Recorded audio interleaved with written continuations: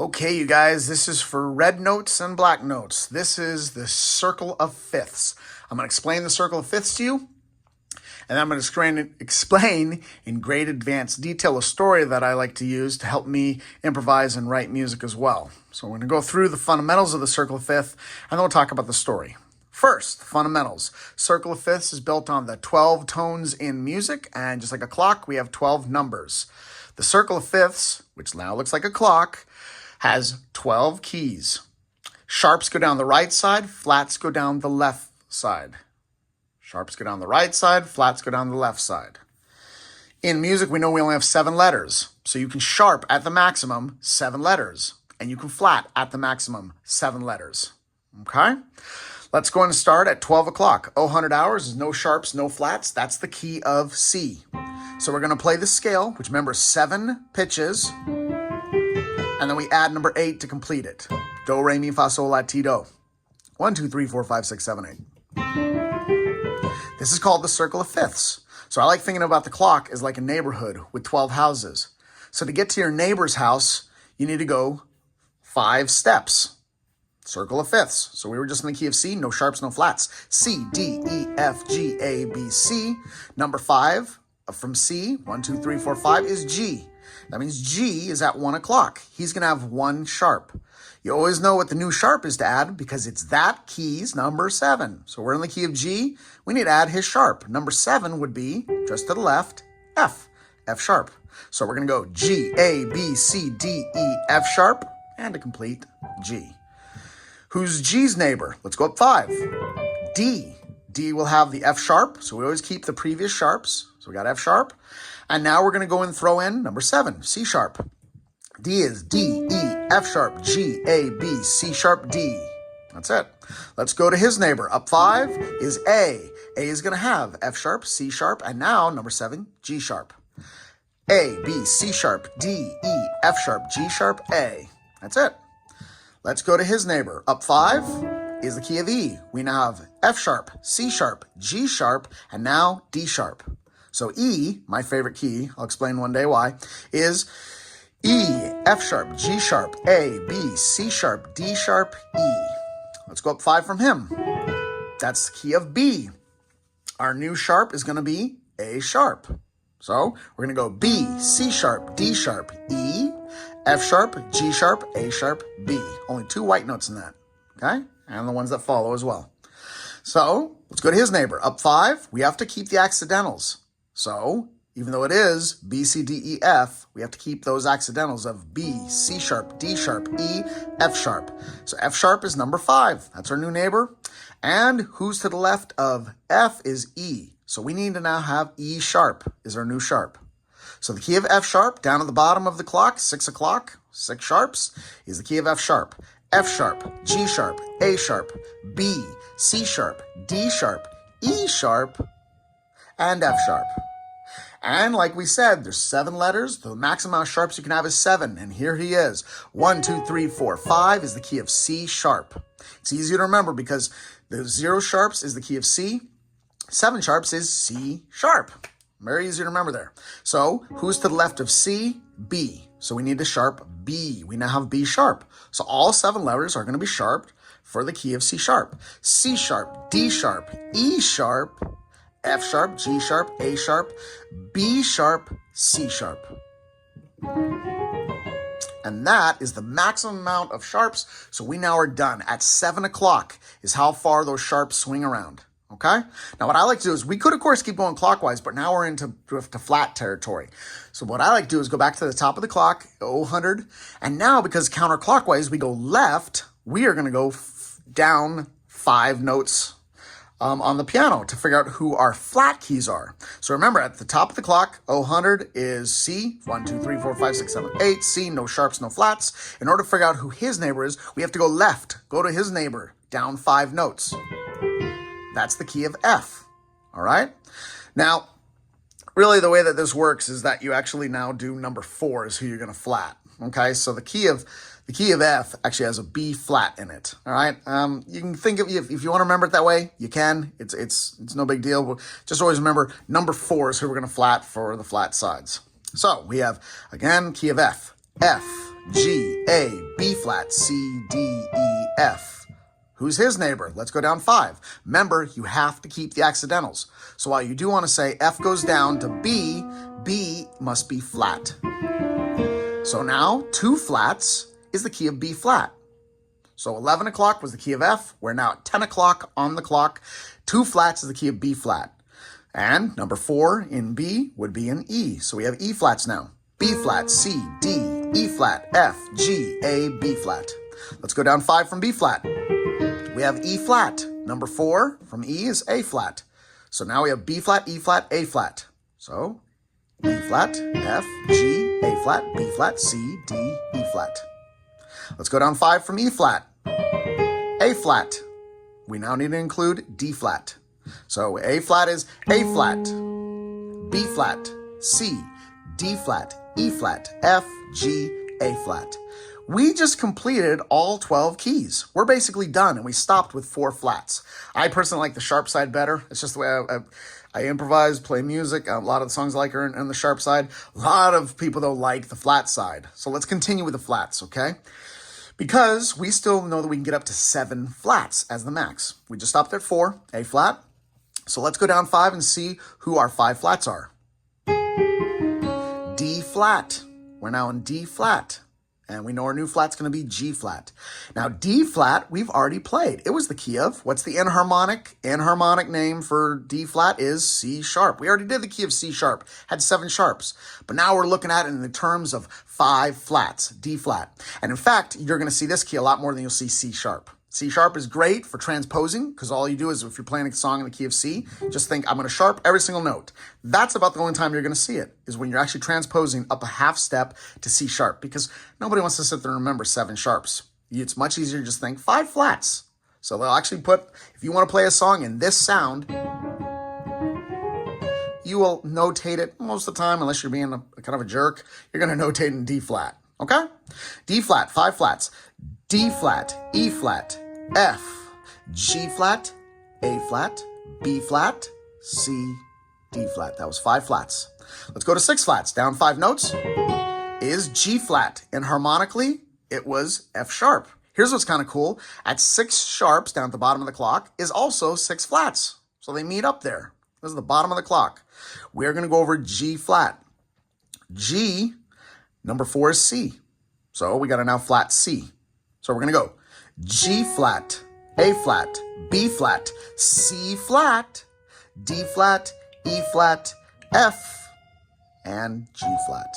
And we got one more to go. Here we go. We're going to go down 5 notes. And here we are. This is not B. We already did B. B has 5 sharps. This is C flat.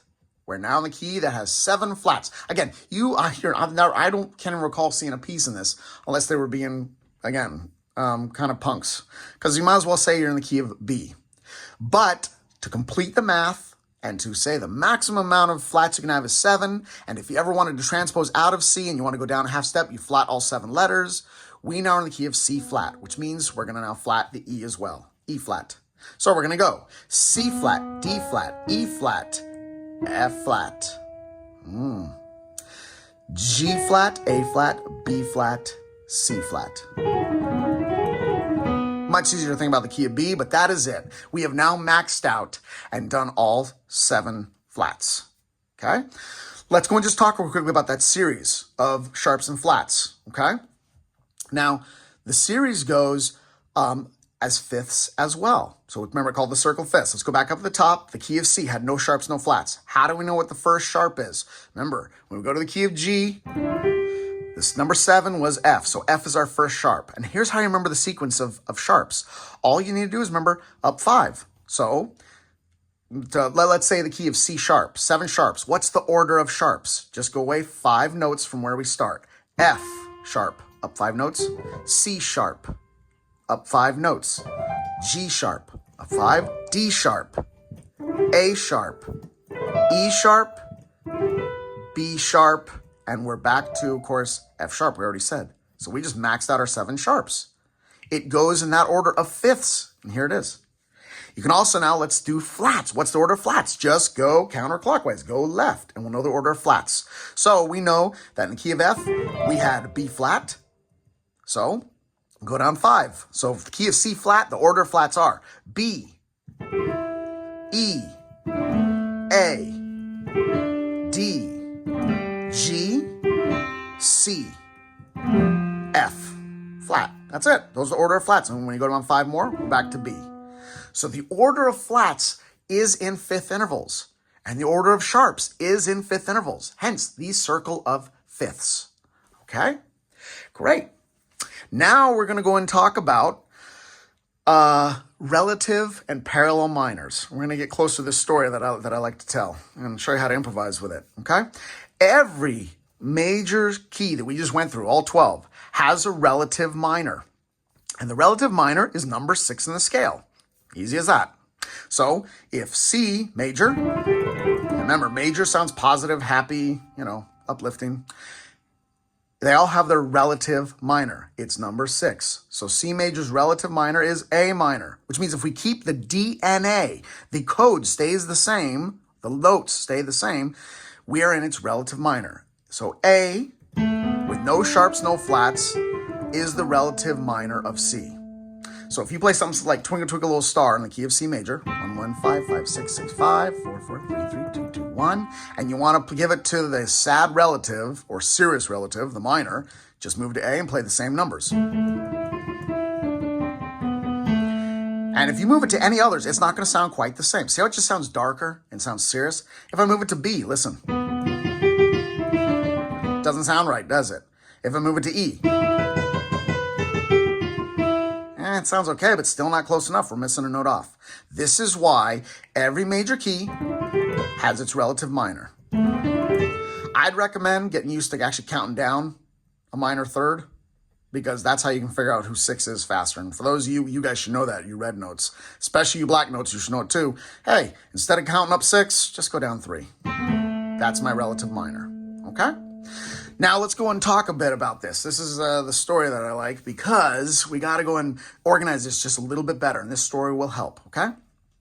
So, every minor has actually 3 minors coded in it, okay? So here's how we're going to describe it. Imagine this neighborhood, the circle of fifths, with 12 houses on it, okay? And each house has the major brother who sounds happy. Major.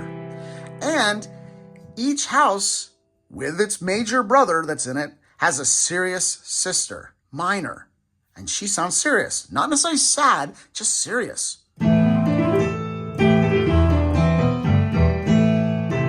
That's the serious minor. That's the relative minor, okay? Now, I like thinking about each house as having a brother that has a color. So we'll just say he wears like a colored shirt, okay? And then he has his sister who has a different color shirt. So let's just say that house C has C major, and that brother wears a red shirt. Now let's say that his serious sister wears a blue shirt. Okay? Now, the best way to go and think about these 3 other minor keys, is to understand that they gradually develop into another color. Okay, they go through shades and they develop into another color.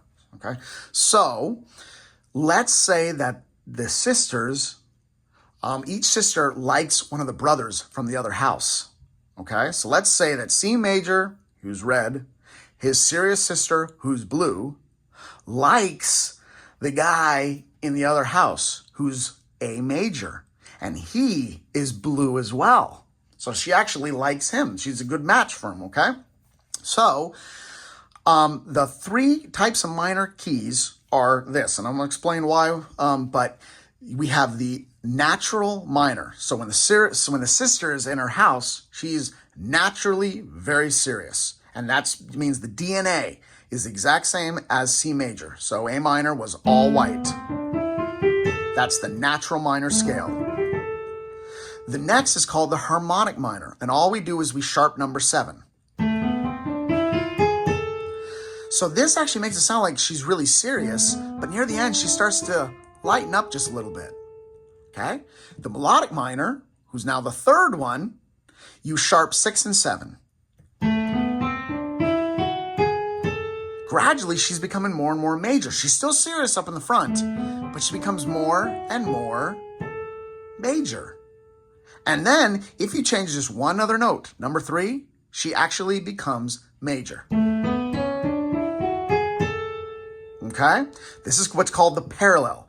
So we already have major, relative, minor, and relative major. Now what we're going to talk about is the parallel minor and the parallel major. And that would be the sister matching up with the boy that she likes, her boyfriend, let's say. And when they match up, they are parallel. So for example, A minor, the sister in blue, her parallel, her boyfriend, is A major. He's in blue. You see? So here's the way I like to think about it. I like thinking that in the house with C major is red brother C major. Everything sounds happy and positive when you're a major, when you're a happy brother. His sister's wandering in the house. She is blue. Very serious.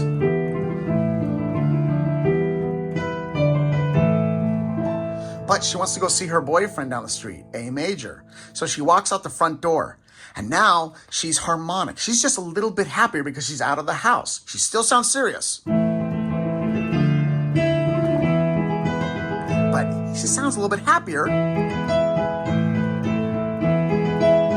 because she's on her way to the boyfriend's house. As she gets further down the street, she actually gets out in front of the boyfriend's house. And now we get melodic. Melodic minor will be sharp 6 and 7. So now she's still serious, but she's in front of his house. So she still sounds a little bit happy, but she's not in the house yet. Now when she goes in the house, she actually can match what her boyfriend's color is. We now sharp number 3, and she now becomes, like her boyfriend, major.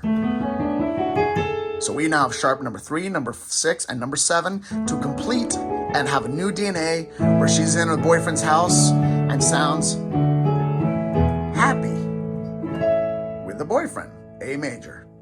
So let's go through this just one more time, okay? C major. Relative minor is A minor, serious. When she goes outside, she becomes harmonic. We sharp number 7. She then goes further down the street and becomes melodic, even more happy, a brighter shade now. When she goes in the house, they become major and happy.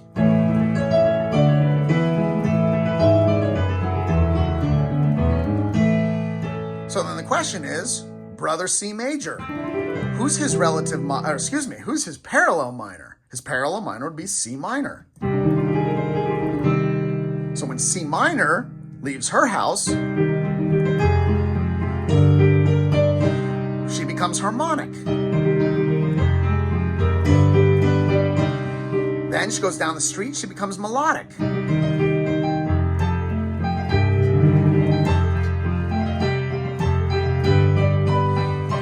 And when she gets in the house with red brother C, she becomes major.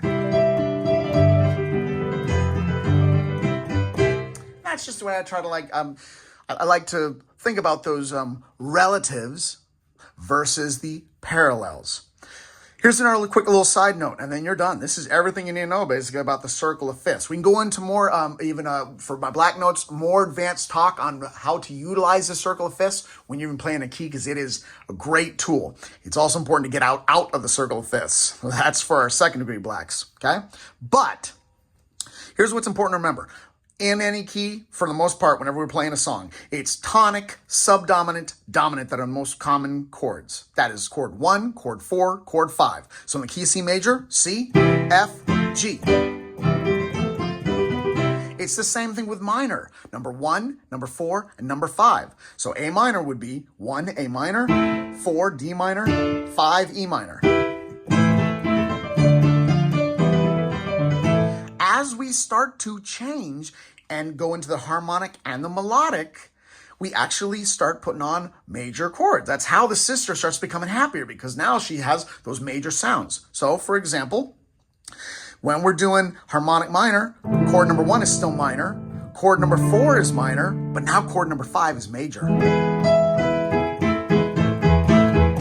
chord 5 becomes major in the harmonic minor. And then, as we progress, when you do chord 6 and you make it major, or when you do note number 6, 1, 2, 3, 4, 5, 6, 7, 8, now chord 4 becomes major. Chord 4 and chord 5 are major. So 1 is minor, now 4 is major, now 5 is major. We're getting brighter, we're getting close to being major. This is a really cool sound, especially for fantasy. If you're ever looking to make things sound like dragons and,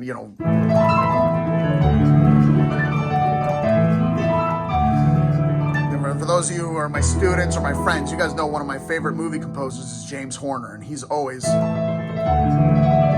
using that sound. It's a beautiful, beautiful sound. Okay? Which we'll talk more in our advanced lessons about compositions and how to make these sounds more. But that is the circle of fifths, and it was done just in about 21 minutes. Hope you enjoyed.